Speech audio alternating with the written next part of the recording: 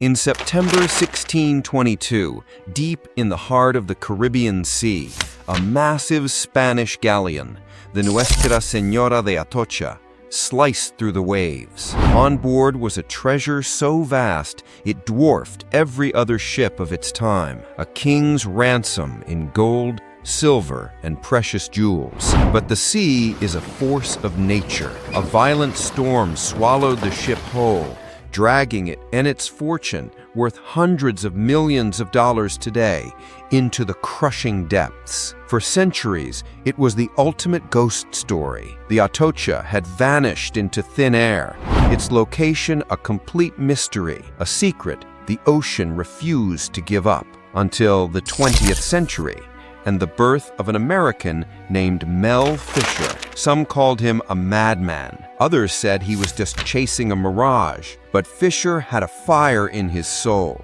He was a man possessed who dedicated his entire life to a single all-consuming mission: to find the Atocha. He truly believed with every fiber of his being that the day would come when he would find that treasure and walk right through the front door of history. Welcome, everyone. Today, I'm telling you the incredible story of the hunt for the Atocha's treasure. But before we dive into this real-life pirate saga, do me a solid. Smash that subscribe button and hit the bell so you get notified the second we drop a new story. And I've got a challenge for you all. Let's get this video to 20,000 likes before the next one. You push your likes, and I'll push even harder to bring you the best stories. Deal? September 4th, 1622, the port of Havana, Cuba. A mighty Spanish fleet of 28 ships is preparing for the long, perilous journey back to Spain. And among them was their guardian, their shield, the Nuestra Señora de Atocha, a colossal galleon, a true fortress of the sea, armed with 20 bronze cannons. Its crucial mission? To protect the entire fleet from the rear, being the last line of defense against any pursuer. On board, 265 souls, nobles, priests, soldiers, merchants, and their families, clinging to the dream of returning home. But the Atocha was carrying more than just people and their dreams. It was carrying a king's ransom. We're talking about 40 tons of silver and gold, over 900 silver bars and gold ingots, chests overflowing with coins, and a massive, secret hoard of contraband, rare Colombian emeralds. You could say this ship was a floating bank vault. The treasure it carried is worth over $500 million today. The fleet set sail, but just 2 days later, on September 5th, disaster struck. A monstrous hurricane slammed into the armada with unimaginable force. Those massive ships were tossed around like toothpicks in the raging sea. Even the mighty Atocha was doomed. Its rudder shattered. The captain lost all control. The furious winds drove the helpless galleon straight into a razor-sharp coral reef. The ship was torn apart and sank. It took the legendary treasure and almost every single soul on board down to a watery grave.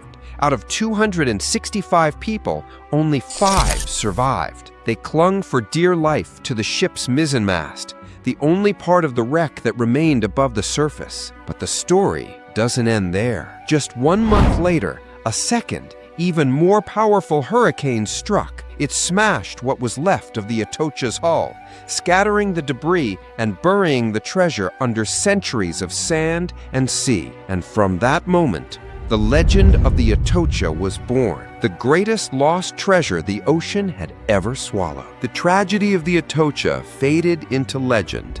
Centuries passed until the 1960s rolled around. This is where our real story begins, with a man named Mel Fisher. From the time he was a young boy, Mel was obsessed, not just interested, obsessed. He devoured stories of pirates and sunken treasure, especially the legendary treasures lost at sea. He spent most of his free time in the library, buried in books about legendary Spanish galleons, and of course, the ultimate prize, the Atocha. He dreamed that one day he would find it. But there was one huge problem. In those days, scuba diving was incredibly complex and outrageously expensive. The equipment was bulky, primitive, and cost a fortune. So for young Mel, this dream wasn't just a long shot, it was pure fantasy. But Mel Fisher wasn't like other kids.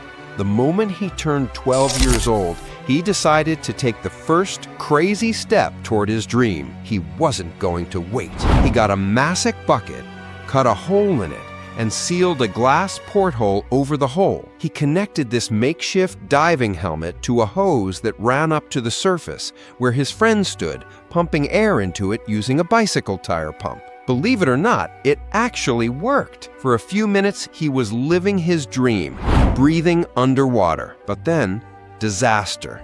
The air supply from the pump suddenly stopped. Mel almost drowned that day, but instead of scaring him away from the ocean forever, that near-death experience did the opposite. It fueled his obsession. It made him more determined than ever. It proved he was willing to risk everything, even his own life, to chase his dream. By the late 1950s, the boy who dreamed of pirate treasure had grown up into a chicken farmer. His dream of sunken gold felt like a distant fantasy, completely separate from his daily reality. That is, until the day he heard about a revolutionary new invention called the aqualung, the first modern scuba system. This device was a game changer. It allowed anyone to dive freely, without the need for bulky, expensive equipment. For Mel Fisher, this wasn't just news. It was the sign he had been waiting for his entire life. And he didn't hesitate. In 1963, he sold his chicken farm. He and his wife, Dolores, opened California's first ever dive shop and scuba training school. He started organizing expeditions, hunting for treasure in known shipwreck sites. The old obsession had taken over once again. But there was a new problem. Mel was living on America's west coast in California, but all the real treasure was on the east coast. Florida and the Caribbean, with their tricky geography and violent hurricanes, were the real Spanish shipwreck graveyard, holding treasure shipped from South America. For Mel to reach the treasure he dreamed of, he would have to leave everything behind and move his entire life and operation from the west coast to the east. Then, in the early 1960s, something happened that sent shockwaves through Florida and lit a fire under every treasure hunter in America: the Great Florida Gold Rush. People were literally walking along the beach and finding old Spanish gold coins, silver pieces of 8 that were over 300 years old. It was soon discovered these coins were washing up from a massive Spanish treasure fleet that sank off the coast of Vero Beach in 1715. But here's the catch. You couldn't just grab your scuba gear and go diving anywhere you wanted. You needed an official government permit to search and salvage. And that's where the real hunt began.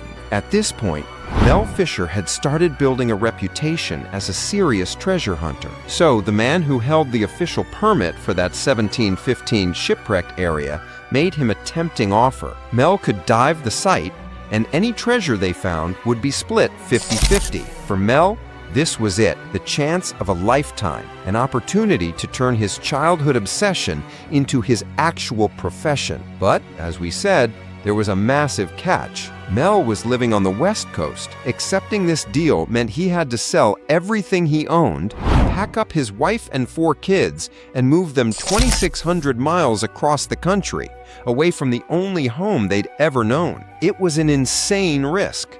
Yet, Mel didn't back down. In 1963, he decided to go all in. He gave himself 1 year to either find the treasure or admit defeat and go back home empty-handed. He started assembling a crew, friends who believed in his vision. He made a crazy deal with them. They would work for him for free for 1 year, betting everything on the hope that they would find the treasure that would change all of their lives forever.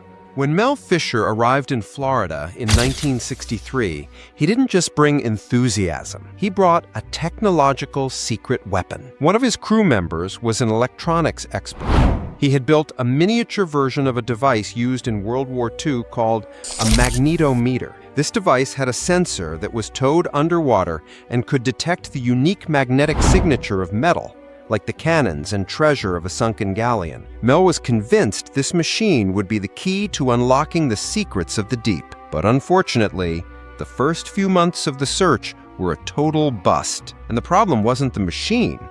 The magnetometer worked perfectly, pinging loudly with strong signals. But when the divers went down to investigate, they found the water was so incredibly murky with near zero visibility that a diver couldn't even see their own hand in front of their face. They were chasing ghosts in the dark, and with every failed dive, the pressure mounted. The one-year clock was ticking. Mel started to feel like his dream was about to end before it even began. The clock was ticking, morale was sinking, and every murky dive was another disappointment. But then he had a stroke of genius. The water on the surface was clear and beautiful. It was only the water near the bottom that was murky and full of sand. So we thought, what if we could bring that clear surface water down to the bottom? Immediately, he designed massive steel pipes fitted to the stern of his boat. Their job? To channel the powerful downward thrust from the boat's propellers directly toward the seabed. And it worked spectacularly. He could now clear the water perfectly. For the first time, his divers could see with crystal clarity. But the biggest surprise? The blower, as they called it, had a second unintended function that would change everything. The powerful jet of water didn't just clear the visibility, it started digging. It blasted away centuries of sand, carving holes up to 6 feet deep in the ocean floor. Work that would have taken them months could now be done in a single day. Mel Fisher had literally changed the rules of the game with his invention. After this, Mel was certain it was only a matter of time. Finding the treasure was now inevitable. Every day they would blast a new hole in the seabed, and he and his crew would dive down to search and explore. Of course, at first, the excitement was through the roof. But as time went on, that initial success started to feel like a fluke. Weeks turned into months, and there was still no sign of the treasure. Every hole they blasted was empty, just sand, mud, and shattered hopes. The one-year deadline Mel had set for himself was almost up. After 11 grueling months of back-breaking work, all he had to show for it was a massive hole in his bank account. His money and the money of the people who had backed him was running out. Yet, against all odds, he remained unshakably optimistic, pumping up his crew's morale day after day. Then, on day 360, with them on the verge of total surrender, they blasted a new hole and were stunned to find it was filled with Spanish gold coins. One of the divers described the scene, saying it was like the ocean floor was paved with gold. The treasure they recovered was a hoard of 1,033 gold coins. It was the largest treasure haul recovered at that time. That was it. The decision was made. Mel and his crew decided no one was going back to California. They were moving their lives to Florida for good. For the next 7 years, they continued working the 1715 Fleet wreck site, and Mel Fisher became one of the most famous treasure hunters in the world. After this massive success, Mel could have easily said, "That's enough. I'm retiring to enjoy my fortune." But the exact opposite happened. His eyes began to wander toward the ultimate prize, the Atocha, the biggest sunken galleon in that part of the ocean, with a treasure worth over $500 million. The ship had sunk off the coast of Florida, but the problem was Fisher had no idea where to start. The Florida Keys are a chain of islands stretching over 220 miles. Where in the world do you even begin? But then, a lucky break. He got his hands on a document that stated the Atocha had sunk near the last of the Macumbe Islands. The problem? There were 3 islands with that name: Upper Macumbe, Middle Macumbe, and Lower Macumbe. The hunt for the Atocha had begun, but the real mystery was just starting. So, in 1968, Mel decided to focus all his efforts on these areas. For 3 long years, he and his team developed theories. They studied wind patterns, ship routes, and where the wreckage could have drifted. They kept at it. 3 years of intensive search, hundreds of blasted holes, with absolutely nothing to show for it. Not a single coin, not even a nail from the Atocha's hull. Slowly but surely, the fortune he had made from the 1715 treasure began to dry up. The search operations were running on fumes, with no results in sight. Fisher even started to wonder if the stories he'd heard about the Atocha his whole life were just that, a myth. Just as Mel was on the verge of losing all hope, a chance encounter changed everything. He met a historian, an expert in Florida's history, named Eugene Lyon. Lyon was traveling to Seville, Spain, to study a collection of documents for his PhD dissertation. After speaking with him, Mel had a gut feeling this man could help. He made a simple request: if Eugene happened to find anything mentioning the Atocha, to contact him immediately. And the incredible surprise? Buried among millions of pages, Eugene Lyon actually found a few documents talking about salvage operations from a ship called the Santa Margarita. This was the Atocha's sister ship. They had sunk together in the very same hurricane of 1622. The document was a first-hand account from a survivor of the Santa Margarita. In it, he described watching the Atocha sink before his very eyes. And most importantly, the document pinpointed the location. On the last page, it was written that both ships sank near Cayos del Marqués, the Marquesas Keys as they're known today. And the shocking part? These islands were a whopping 100 miles away from where they had been searching for the past 3 years. No wonder they had been digging in the wrong place all that time. The moment this new information arrived from Seville, Fisher moved his entire operation, all his equipment and his crew, to the Marquesas Keys. They started scanning the seabed with the magnetometer. But the surprise this time was, every time the device pinged and the divers went down, they found the weirdest stuff, completely unrelated to what they were looking for. They soon discovered the U.S. Navy had been using the area as a bombing range target. Under the water, they found more than 5,000 old bombs. Of course, every signal had to be checked. And so they wasted an insane amount of time, effort, and money on junk, rusty bombs, an old refrigerator, scrap metal, modern car parts. They spent months like this.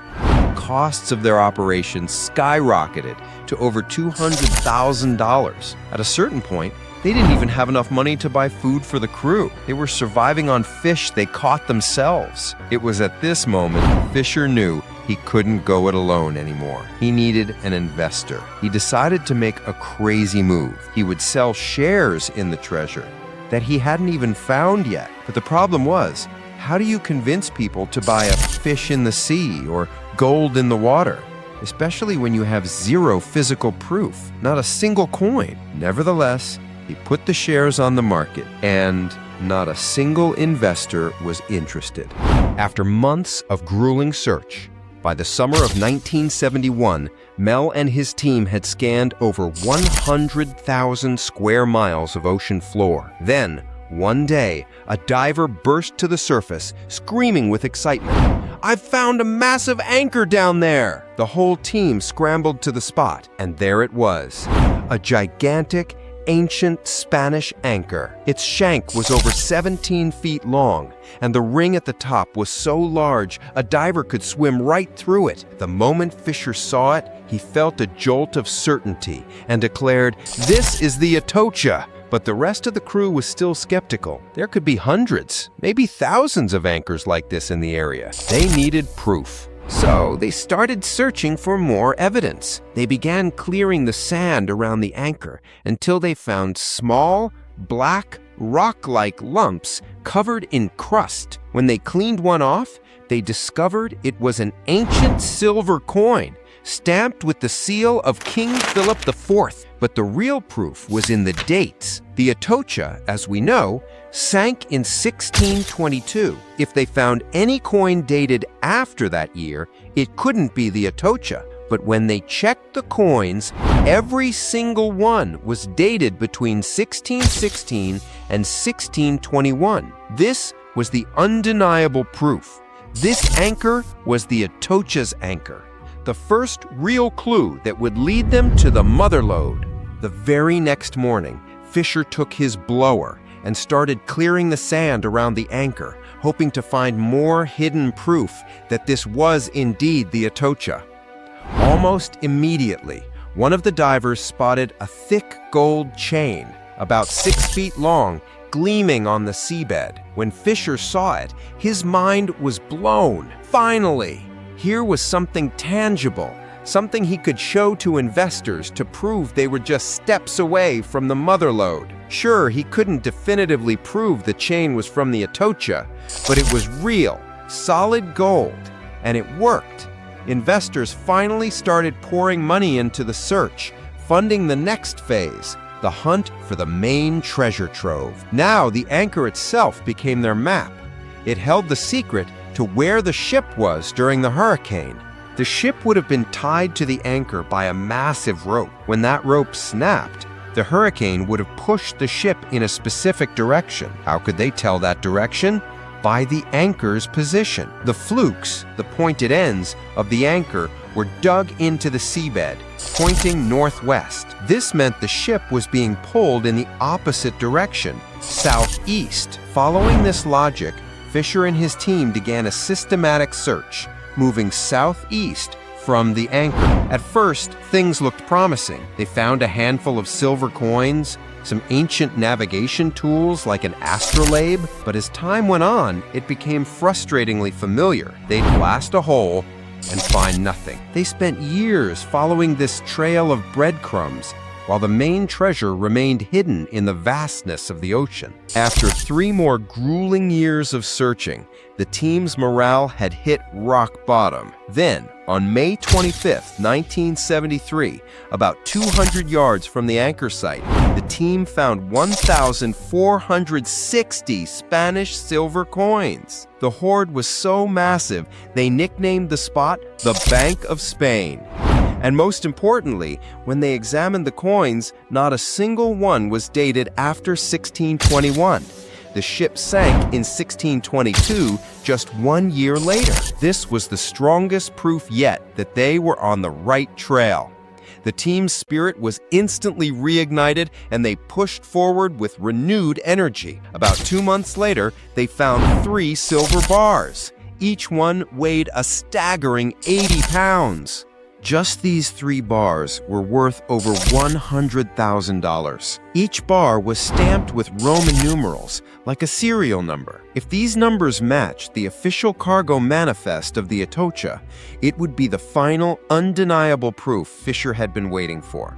He immediately called historian Eugene Lyon to examine them. Luckily, Lyon had a microfilm copy of the original Atocha documents he'd brought from the Seville archives. The documents contained a list of the ship's entire official cargo, including 40 tons of silver, divided into 901 bars. Every single bar had its own unique serial number. After a few moments of tense searching, Eugene discovered the numbers were a perfect match for the bars registered to the Atocha. Finally, after years of doubt and exhaustion, they had irrefutable proof they had found the Atocha. But those 3 silver bars were just a drop in the ocean. Now that he was 100% certain, Fisher's focus narrowed to a single goal, finding the main pile. He imagined digging a hole and finding all 901 silver bars stacked together, right next to the ship's bronze cannons, which were incredibly valuable and rare.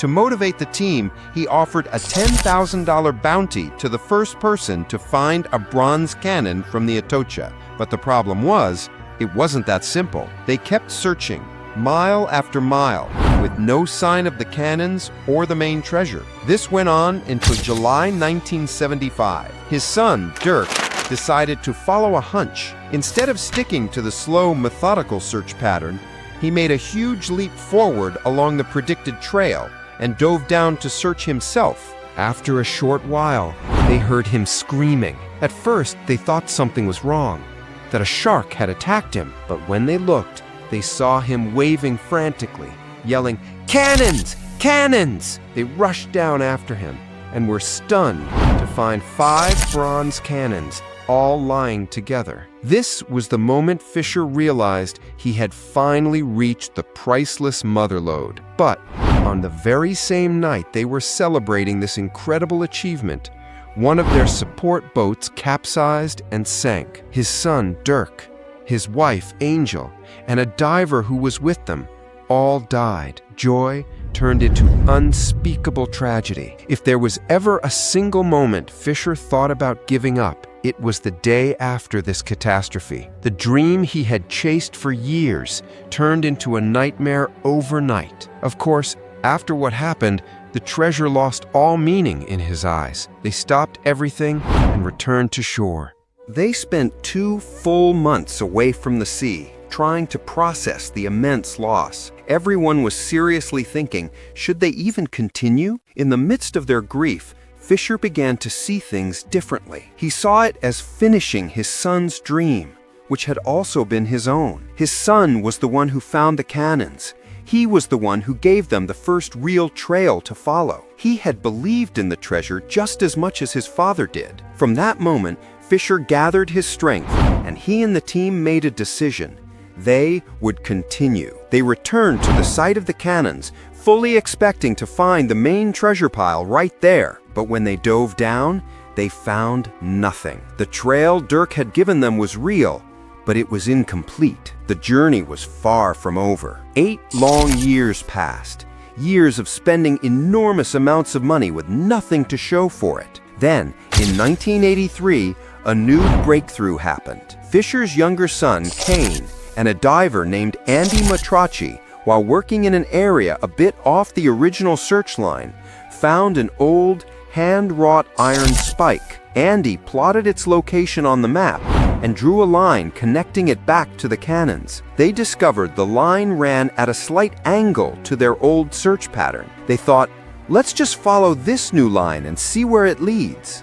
So they started following the new line and immediately began finding things. They found a barrel lid, a ship's balance weight, and suddenly, copper bars. They knew they were onto something. They decided to stick with the new trail. For the next 2.5 years, they found hundreds of silver coins, silver plates, more copper bars, and other treasures. Their morale soared, and they nicknamed this new path the Trail of Gold. Then, on July 20th, 1985, while the team was working along the Trail of Gold, diver Andy Matracci went down for a routine dive with his partner. At first, he didn't see anything interesting, but as he was turning to head back, his partner started frantically tapping his shoulder and pointing at something. When they went to look, they saw a mound.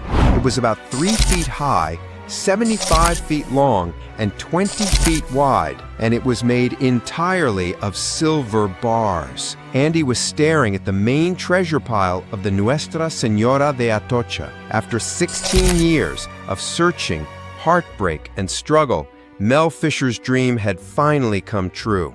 In a heartbreaking and incredible twist of fate, July 20th was the exact same day his son Dirk, his wife Angel, and their diver friend had died 10 years earlier. Andy had immediately sent the signal to the office. "Put away the charts, we've found the main pile." Suddenly, the office erupted. They started frantically searching for Fisher to tell him the news, but Fisher was nowhere to be found. They called every place he could possibly be. No answer. The day he had dreamed of for years had finally arrived, and the dreamer himself was missing. In the end, it turned out he had gone for a walk in the rain. When he finally returned to the office, he was stunned to find the place in an uproar. Noise, reporters, and cameras everywhere. His son came running up to him, yelling, "Dad, forget the charts. We found the treasure. We found the main pile." After years of frustration and doubt, after everyone called him a madman, the dream had finally become reality. The legend of the Atocha was not only real, it was bigger and grander than anyone had ever imagined. In just the first few months, they recovered over 40 tons of silver and gold, 30 chests overflowing with silver coins, 350 pieces of rare, priceless emeralds. They had so much silver that banks literally refused to take it all in. Fisher lived to enjoy his success, continuing to work the Atocha site until he passed away in 1998. He died believing they had only found a small fraction of the treasure. His passion became his family's legacy.